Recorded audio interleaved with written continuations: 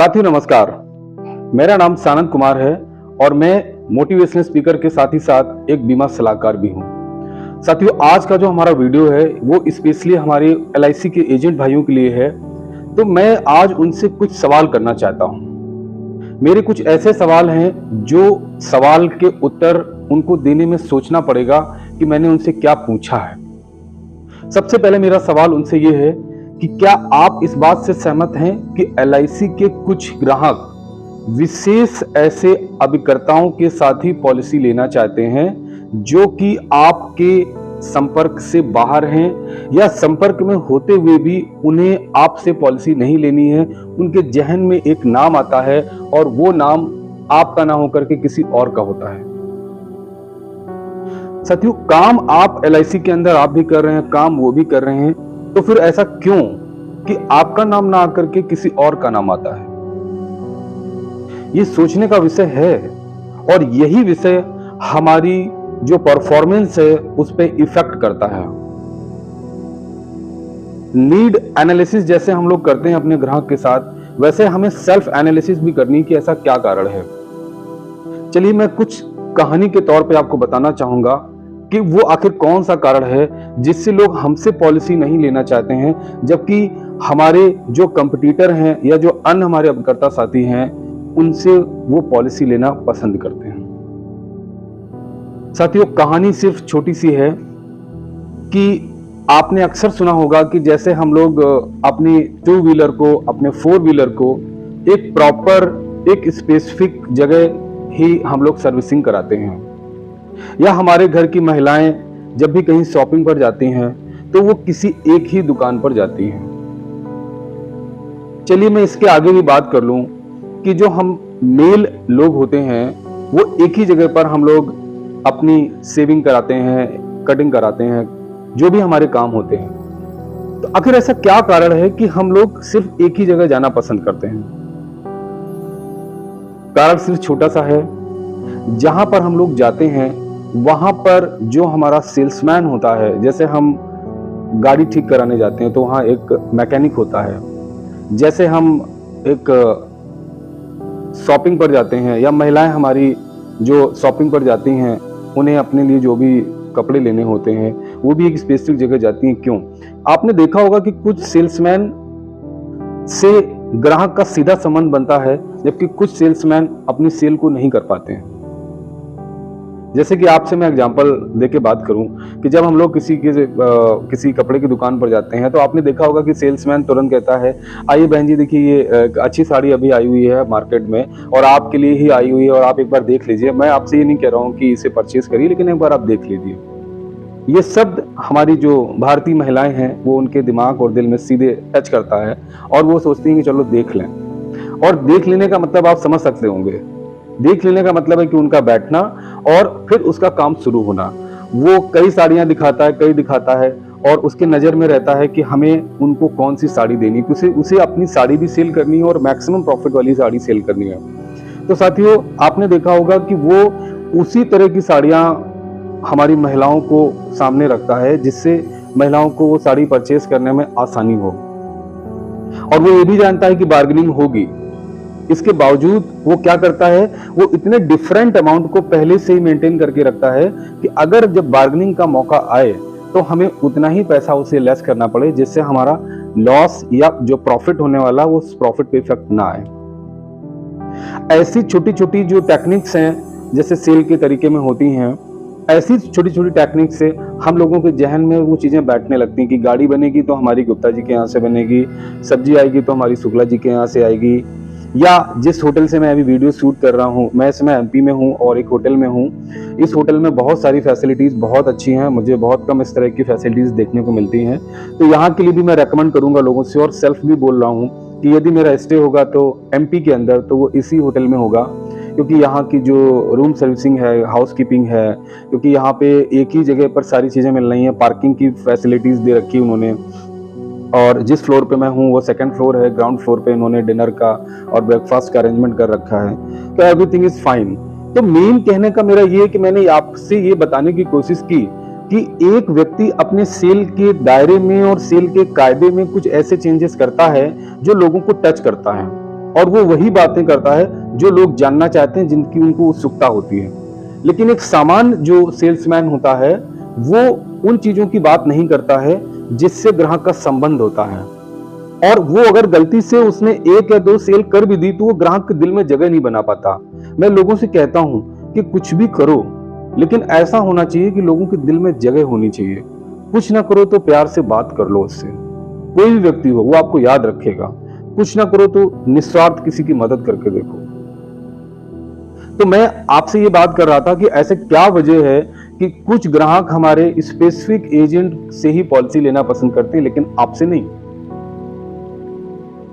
देखिए साथियों, एलआईसी के क्षेत्र में काम करने से पहले आप इस बात को अपने जहन में डाल लीजिए कि यदि आप कमीशन के लिए काम कर रहे हैं तो आपकी सफलता बहुत दूर है। क्योंकि सफलता यदि चाहिए तो संघर्ष से होकर सफलता निकलेगी। और कमीशन के लिए यदि आप काम कर रहे हैं तो कमीशन ग्राहक को झलकने लगेगा कि आप मुझे टारगेट कर रहे हैं, मुझे जबरदस्ती सेल करने की कोशिश कर रहे हैं, मुझे कुछ चपकाने की कोशिश कर रहे हैं। आप हमेशा लोकल व्यक्ति से सामान लेना क्यों पसंद करते हैं? क्योंकि आपको लगता है कि अगर मुझे कोई इशू हुआ तो मुझे तुरंत मदद मिलेगी। फिर आप कैसे एक अननोन व्यक्ति से पॉलिसी दे सकते हैं जिसे आप जानते नहीं हैं? भाई जो फ्रेशर हैं उनको कुछ समय के बाद पॉलिसीज में इश्यूज आने लगते हैं कि अब हम पॉलिसी करें तो कहां करें। तो मेरा मतलब है कि एक समाज को मैसेज छोड़िए कि आप एक ऐसे प्रोफेशन में काम कर रहे हैं जहां पर बहुत हिम्मत के साथ लोग काम कर पाते हैं। ये एक समाज सेवा है। और यदि आप कमीशन को लेकर टारगेट करेंगे तो आपकी पॉलिसीज और जो आपकी परफॉर्मेंस है वो उतनी इंक्रीज नहीं होगी जितनी होनी चाहिए। साथियों, इस बात से आप सीधा संबंध रखिए कि पॉलिसीज करने के लिए आपको लोगों के बीच में जाना पड़ेगा, समाज में वो मैसेज छोड़ना पड़ेगा कि आप समाज में समाज के लिए काम कर रहे हैं और अपनी आय से कुछ परसेंट लोगों के लिए, भलाई के लिए, चाहे वो किसी भी तरह का सहयोग हो, चाहे वो दान हो, चाहे वो किसी के लिए सेवा हो या किसी बच्चे की एजुकेशन का एक सहयोग हो, कुछ ना कुछ अपना मैसेज जरूर छोड़िए और कुछ ना कुछ लोगों के लिए करिए। ये छोटी छोटी बातें धीरे धीरे दूर तक पहुंचने लगती हैं और एक दिन क्या होता है कि पहुंचते पहुंचते पहुंचते पहुंचते वो मैसेज इतनी दूर तक पहुंचता है कि लोग कहते हैं कि ये व्यक्ति जो करेगा वो अच्छा करेगा, इस व्यक्ति पर मुझे कोई डाउट नहीं। और ये जो आज मैं बोल पा रहा हूं ये सिर्फ और सिर्फ अपने प्रैक्टिकल से बोल पा रहा हूं, क्योंकि जो भी चीजें मैं बोलता हूं वो सारा का सारा प्रैक्टिकल है। मैं किताब से कुछ नहीं पढ़ता हूं, मैंने अपनी लाइफ से प्रैक्टिकल लिया हुआ है।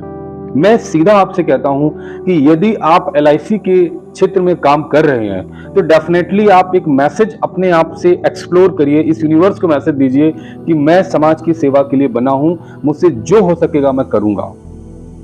और जिन खोजा तिन पाइया, अगर आप ये सोचेंगे कि मुझे किसी की मदद करनी है तो साथियों मदद के 1,00,000 रास्ते मिलेंगे आपको। लेकिन सिर्फ आप अपने बारे में सोचेंगे तो सफलता कुछ समय के बाद धीरे धीरे वो कम होने लगेगी। निराश मत होइए, ये एलआईसी 1956 से जन्मी है। जैसे समुद्र मंथन में अमृत निकला था, ठीक उसी तरह से समुद्र मंथन में एलआईसी भी निकली थी। कभी ना सोने वाली अविनाशी है ये एलआईसी। जाने कितने आए और जाने कितने चले जाएंगे। एलआईसी पे कोई प्रॉब्लम नहीं है और एलआईसी जैसी सेवाएं और एलआईसी जैसी सुरक्षा और एलआईसी जैसा सम्मान देने की क्षमता इस देश में किसी और संस्था के पास नहीं।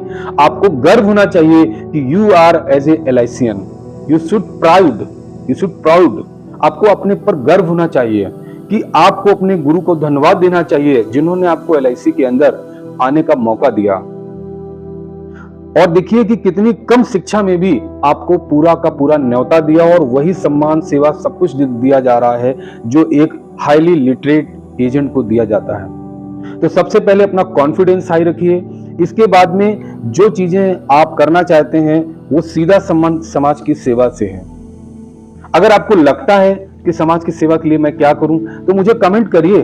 मैं 1 नहीं, 2 नहीं, 10 नहीं, 20 नहीं, ऐसे 50 ऑप्शन दूंगा आपको जो समाज की सेवा से संबंध रखते हैं।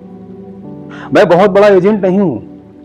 मुझे 24 जुलाई 2019 को ही मैंने एलआईसी ज्वाइन किया, लेकिन मुझे बताते हुए खुशी होती है कि मैंने जब से एलआईसी ज्वाइन किया तब से मैं अपनी ब्रांच में टॉप हूं, नंबर ऑफ पॉलिसी में टॉप हूं, आनंदा में टॉप हूं। 16 दिसंबर 2022 को मुझे LIC में MDRT होने का भी ताज मिला।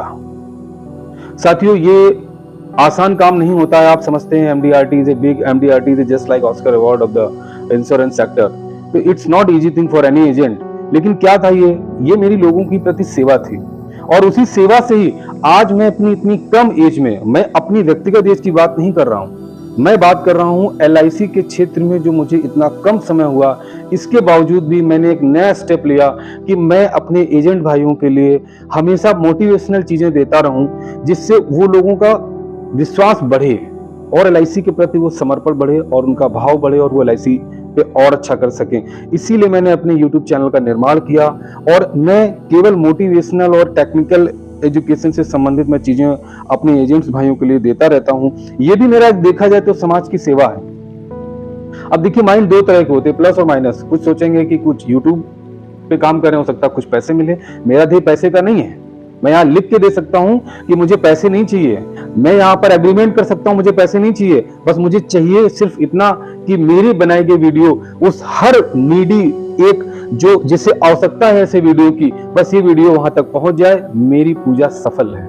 मुझे और कुछ नहीं चाहिए, क्योंकि मैं जानता हूं कि मनी इज नॉट एवरीथिंग। जिनके लिए पैसा कुछ है वो है, लेकिन मेरे लिए पैसा इज नथिंग। इसलिए आपके विचार ही लोगों के प्रति सम्मान और समर्पण का भाव रखते हैं। अपने विचार ऐसे रखिए, अपनी सोच ऐसी रखिए कि लोग सोचे कि उसके सोचने का ढंग अलग है। इसीलिए मैं आपके लिए ऐसे वीडियोस बनाता रहता हूं, और आशा करता हूं कि आप लोगों का ऐसे ही स्नेह प्रेम मुझे मिलता रहेगा, जिससे मैं इस तरह के वीडियो आप लोगों तक देता रहूं। साथियों, मैं जानता हूं कि मैं बिगनिंग स्टेज में हूं, मेरे साथ कई गलतियां हो सकती हैं। मैं आप सभी से क्षमा चाहता हूं कि मेरे बनाए गए वीडियो में कुछ अगर त्रुटियां हो तो आप मुझे क्षमा करेंगे। लेकिन मुझे मोटिवेशन के लिए आप बस इतना करिए कि मेरे वीडियोस को लाइक और सब्सक्राइब करना ना भूलिए, क्योंकि इससे मुझे मोटिवेशन मिलेगा और हम आपके लिए कुछ और बेहतर कर सकेंगे। इसी बात के साथ हम अपनी बात से विदा लेना चाहते हैं। अन्य किसी दिन एक नए टॉपिक के साथ मिलेंगे, तब तक के लिए बने रहिए हमारे साथ। जय हिंद, जय भारत।